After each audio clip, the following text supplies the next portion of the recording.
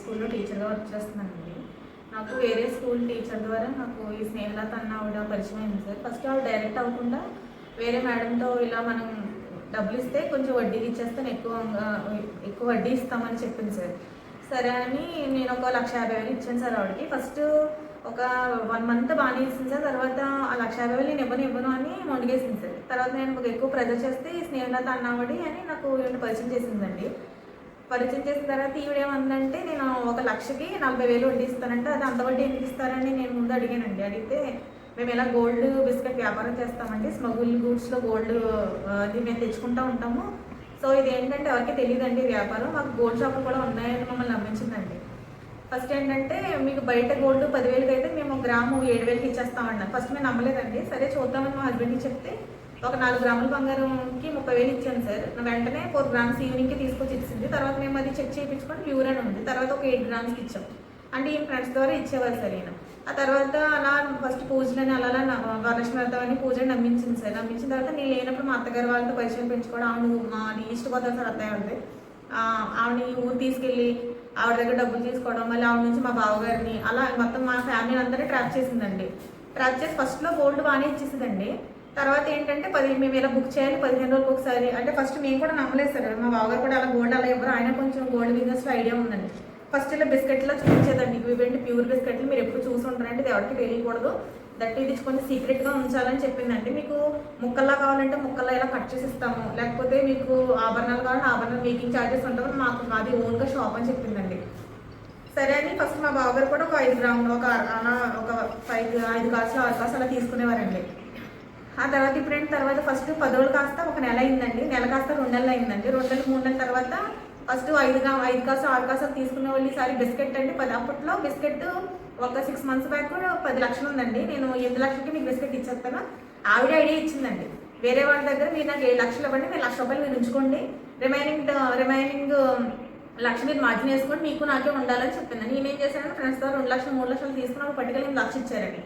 ఇప్పుడు ఈమె డైరెక్ట్ వాళ్ళ ఫ్రెండ్స్కే ఫోన్ చేసి ఆయన మా దగ్గర ఇంత డబ్బులు ఎక్కువ తీసుకున్నాడు, మీరు వెళ్ళి ఆయనే అడగంటే నాకు ఇవ్వలేదు అన్నట్టు అబద్ధాలు మొదలుపెట్టిందండి. మేము ఏంటంటే పోలీసు దగ్గరికి వెళ్ళి కేసు పెట్టి వాళ్ళు ఏమంటారంటే మీ దగ్గర ఆధారాలు అంటే ఇది ఈ బిజినెస్ కదండి, మీరు ఆధారాలు గట్టా ఉండకూడదండి, ఏంటి నమ్మకంతో జరిగే బిజినెస్ అండి. మా ఇంటికి వచ్చి గోల్డ్ అది తీసుకునేదండి.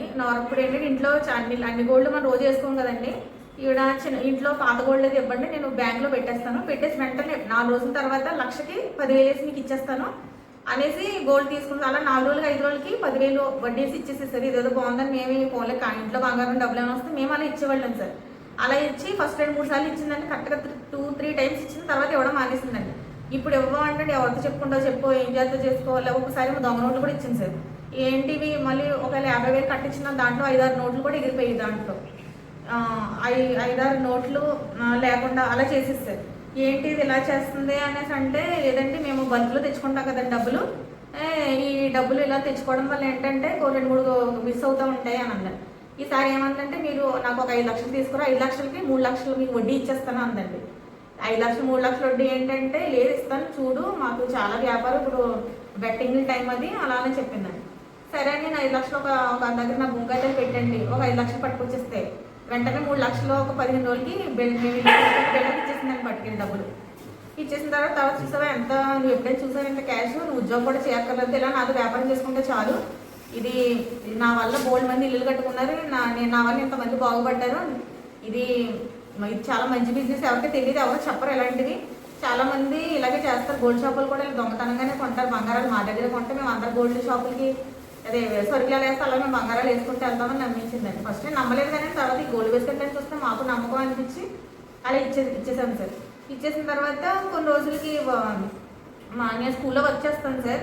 మాకు ఇంటి చేతిని వేసుకున్న గాజులు మా అమ్మాయి మెచ్యూర్ అయింది, నాకు బెట్టింగ్ ఇప్పుడు కరెక్ట్గా సంక్రాంతి చేసిన కోడిపందాలు రాజమండ్రిలో ఒక బ్యాచ్ ఉంది, వాళ్ళు మాకు 1,00,000కి 4 లక్షలు ఇచ్చేస్తాను అంటే నాకు అర్జెంటుగా కావాలని. అయ్యో నేను అలా ఇవ్వలేని చేయదు, మెడలో వేసుకుని తాళ్ళలో మేము ఇవ్వలేము అంటే, లేదని పిల్లల మీద ఒట్టేసి అంటే తీసుకుని వెళ్ళిపోయిందండి. 10 రోజులు ఇచ్చేస్తాను అందండి. ఆ వాయిస్ రికార్డ్ కూడా నా దగ్గర ఉంది సార్. ఏమి ఇచ్చావు, నాకు ఇది ఇచ్చావా, ఇచ్చినట్టు ప్రూఫ్ ఏంటి, ఎవరితో చెప్పుకుంటా చెప్పుకో, చంపేస్తాను, లేకపోతే మేము వెళ్ళి ఫస్ట్ కేసు తీసుకుంటాం అన్నారు సార్. తర్వాత తీసుకొని అన్నారండి. 30 కాసులు బంగారానికి అంటే 2 కాసులు బంగారం అండి 20 లక్షలు డబ్బులకేమో 4 లక్షలు రాస్తా అన్నారండి. మాకు అలా వద్దండి, మేము అబద్ధాలు ఆడలేదు, మళ్ళీ నేను మా దగ్గర ఫొటోస్ సహా ఉన్నాయండి అంటే ఇంకా ఆయన తీసుకొని అన్నట్టు మాట్లాడారండి. సరే నేను ఏం చేసేది ఏం లేక అందులో మాకు ఇక్కడ ఎవరు సపోర్ట్ కూడా లేదు సార్. ఇప్పుడు ఏంటి ఎవరైనా సరే ఇప్పుడు లక్షకి 10,000 లక్షకి ధర్మ వడ్డీ యాక్చువల్లీ 20,000 2,000 కదా, 20,000 అంటే నమ్మశక్యం కూడా ఎవరు కూడా నమ్మట్లేదు సార్. ఆవిడ మమ్మల్ని మా దగ్గర వాయిస్ రికార్డులు తప్ప నా దగ్గర ఏమీ లేవు సార్ ఆధారాలు. ఇప్పుడు కూడా సార్ ఏం చేస్తారు, ఏం పీక్కుంటారు ఈవెన్ మా అమ్మగారు మాకు గొడవలు పెట్టింది సార్. ఇప్పుడు ఇంకేమంటుందంటే ఇల్లీగల్ అఫైర్స్ కూడా అంటగడుతుంది సార్. అంత ఫోటోలు ఉన్నాయి, ఎంత ఫోటోలు నువ్వు ఎలాంటిది ఆవిడ అలాంటిది, ఇంకా స్కూల్లో కూడా ఇలా చేస్తుందని చాలా మొత్తం క్యారెక్టర్ కూడా చాలా బ్యాడ్ చేస్తుందండి ఆవిడ. ఇప్పుడు నేను కూడా సార్ మీడియాలో పెడతాను, ఒకసారి ఇన్స్టాగ్రామ్లో ఫాలోవర్కి ఇచ్చాను సార్ ఆవిడ పేరు. జస్ట్ నేను నాలా ఇంకొకరు మోసపోకూడదని నేను చేస్తున్నానండి అనేసి అంటే అతను వెళ్ళి ఆమె చెప్పాడు సార్, ఆమెకి 50,000 ఇచ్చి సెటిల్ చేసుకున్నాను అనేసి మొత్తం బయటకు వచ్చింది సార్ అన్నమాట. అప్పటికి నాకు ఆ ఛానల్లో కూడా నేను క్లోజ్ చేస్తాను సార్.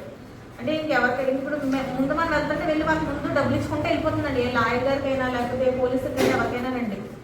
ఇంకా మాకు ఎలాగైనా సరే అంటే ఇప్పుడు న్యాయం జరిగేలా చూడండి సార్. ఇది నేను చెప్పేది ప్రతిదీ కూడా జెన్యూన్ సార్, నా దగ్గర ప్రతిదీ కూడా ఆధారం ఉందండి. యాక్చువల్లీ అక్కడ కూడా మాకు ఎలా తెలుసు అంటే నాది అమౌంట్ వచ్చేసి 25 లక్షలు సార్, బంగారం వచ్చేసి 30 కాసులు సార్. నా ద్వారా ఆవిడ ట్రాప్ చేసిందేమో 60 కాసులు బంగారం ఉందండి, 40 లక్షలు క్యాష్ ఉంది.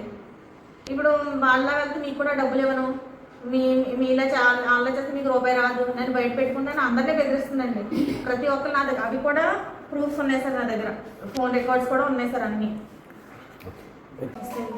నా పేరు శైలజ అండి, మరి తణుకులో బ్యూటీ పార్లర్ అండి. కొత్త మనసు స్నేహలత ఆవిడ పార్లర్కి వచ్చి వేరే పార్లర్ ఆవిడ ద్వారా నాకు పరిచయం అయ్యారండి.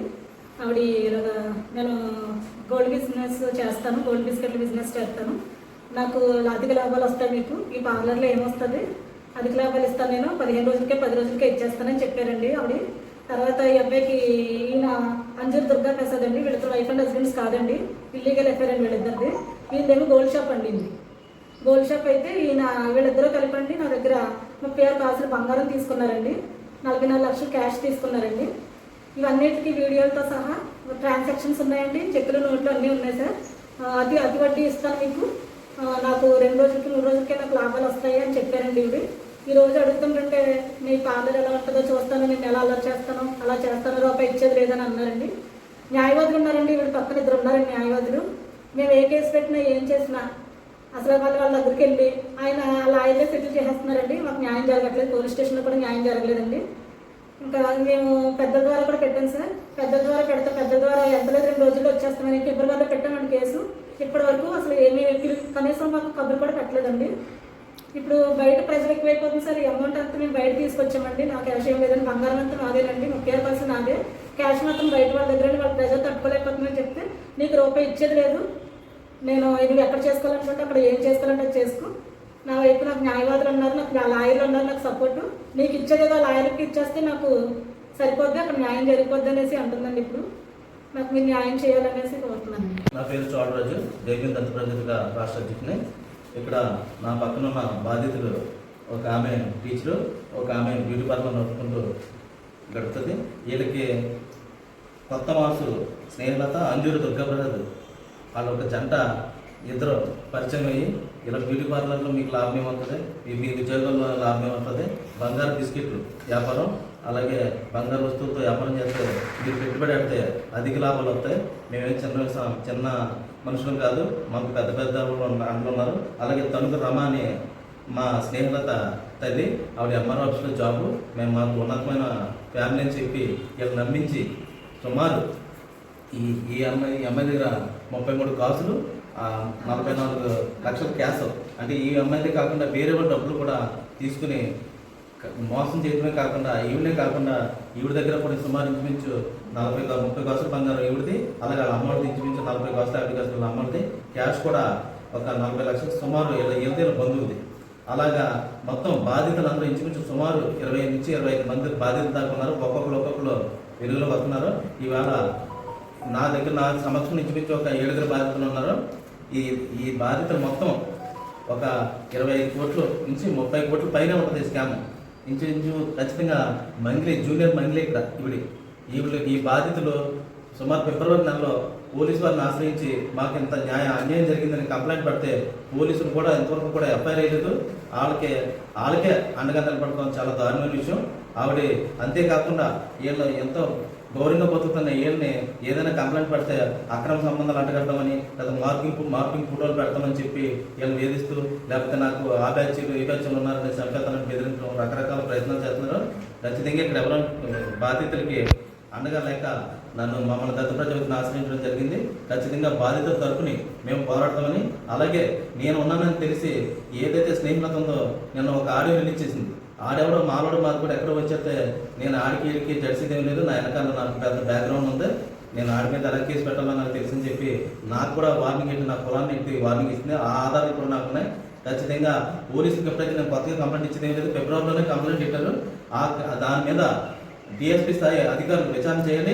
ఖచ్చితంగా 10 రోజుల్లో దీని మీద పరిష్కారం లేకపోతే తణుకులో బాధితులందరితోనూ కూడా టెంట్ వేసి ఆమరణ నిరాహార దీక్ష కూర్చునే విధంగా మేము అందరం ఉంటామని తెలియజేసుకుంటూ జై భీమ్ చూడవచ్చు.